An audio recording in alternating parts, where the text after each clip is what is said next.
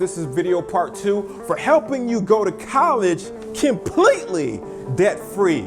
You can be the first one in your family to go to college without a student loan. You can be the first one in your family to become a millionaire. You can be the first one in your family to leave a great inheritance for your children. Welcome to Debt-Free College Part 2. Let me give you the rest of your points. Hopefully you watched Part 1 and you got some ideas on how you can start to get through college without having any student loans in the end. Yes! I'm Jay with Empower People, Empower Change, where we're all about taking you past your financial goals and helping you live a healthy plant-based lifestyle. Scholarships. Scholarships are a great choice because this is money that you never have to pay back. If you're a student, I'm gonna give you a job. Congratulations, you ain't even go to school yet, but you got a good job. Let me tell you what it is. Job requirements: show up, dedicate, write some stuff about yourself, career, desires, experiences, researching, putting in the time. This is called filling out your scholarship applications.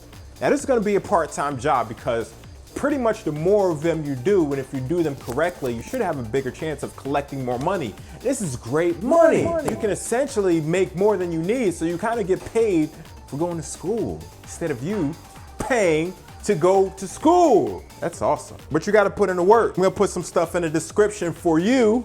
Go ahead and look at that. Take some time in the weekends. Take some time during the day. Put in some time leading up to. If you could start as a freshman, sophomore, junior, senior, you can start in middle school doing some scholarship. Imagine how much money you can have by the time you get to college. You could pay your best friend's tuition. Well, technically you cannot, but in the financial sense, when we count how much you're gonna bank, or if you're an adult going back to school, you love yourself enough to do this. It takes a lot of responsibility off mom and dad. It puts it onto you. Or if an adult, it puts it onto you because instead of paying all of that money that would have been out of your pocket, these scholarships, you put in the time to fill those forms out and everything, you get the money and that can help pay for your school. It's a great solution, great option, all right? Check the description. Don't check it yet because I'm still talking. Rude.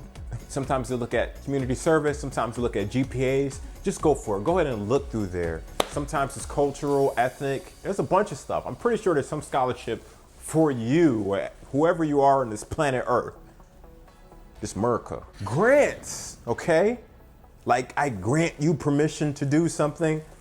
Don't take it for granted. I'm on a roll, I'm on fire. Fill out that FAFSA so you can get some grant money. Again, money you do not have to pay back. Here's another point. During school, you could either have your extra 25, 30, 40 hours a week that you're not studying, doing homework, have party time, video game time, or you can use some of that time or all of that time to get a part-time job, work. Now here is a myth. A lot of people say, oh, that'll hurt your academics. You know, I want my kids to just focus on their academics and make sure they get A++++. But there's research that shows that kids who actually work part-time while they're going to school get better grades. What's up with that? Is it responsibility? Is it they more motivated? I don't know. Maybe because they know if they fail, they're gonna have to pay for the class again. So let me make sure I'm getting these grades right. Let me make sure I'm paying for school too. I don't know the answer, but you could go ahead and look it up, check it out. Under that umbrella, work-study programs are an option. It's something that can be done on campus. It's meant to go towards your school tuition. So none of this non-essential, the new PS6 or 7 came out and I wanna use that money for that. Not for that, okay? Let's keep it school-related. Off-campus jobs, okay? Maybe delivering pizza, maybe being a waiter, working at a grocery store, or some kind of side hustle like that. Another thing is cool, a side business for yourself. Disclaimer, legal side business. What do you like to do that you're able to do? Cut grass on the weekend, or maybe you're an artist and you do graphic design, or you fix stuff for people that can't fix them themselves. Or maybe you do dog sitting or babysitting. I remember meeting somebody, they were making some good money watching a child. That's important, definitely is important. I just didn't know you can make money like that watching children. Maybe we should rethink this. Because maybe you good with the strings, maybe you good with the piano, you can go ahead and teach that. Maybe you're good at singing, you can go ahead and teach that, or acting, or there's this bunch of side hustles. You can tutor if you're really good academically. Hello, teach somebody to do what you do. There's plenty of ideas, but this stuff will help pay for your college. Now, next point, let's talk about your living situation. If you live off of campus, some of you won't like this. If you stay with your parents, remember, if that's not the greatest situation, it's temporary. It's a sacrifice to help you get out of school debt-free, all right? It might not be what you want, it might not be your dream. You wanted to go away, be independent. You're gonna get your independence. God willing, after you graduate, you're gonna have all the independence. Trust me, hopefully, parent, you're gonna have some independence financially too. Especially if you're trying to take out a loan, they're gonna come after you. Unless it's under your parents' name, that's a different story. Focus on the end goal here. You wanna finish school debt-free.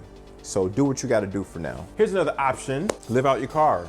You already owe $30,000, $35,000 for your car. It's like a little mortgage. Might as well live in it. I'm just joking. Hopefully you have no car debt.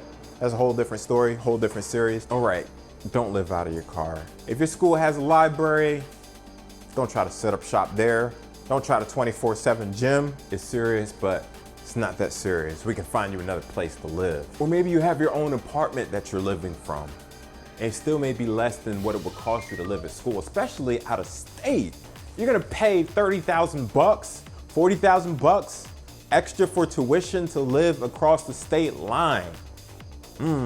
In-state colleges are much cheaper usually than paying money to go across the state line, okay? So let's try to stay in the state, all right? I'm not trying to lock you down. You could go out of state for vacation, go see whoever you gotta see, make a plan for it. But essentially when it comes to your school, especially since a lot of stuff is virtual, stay inside the line. This goes back to kindergarten. Remember they told you to stay inside the lines when you color? There's a reason for that, because they were trying to set you up for success. See that? Because if you stay inside the state line, it's gonna save you money and boom, mind blown. Last point I wanna make, which will help you wherever you are, middle school, high school, entering college if you're an adult.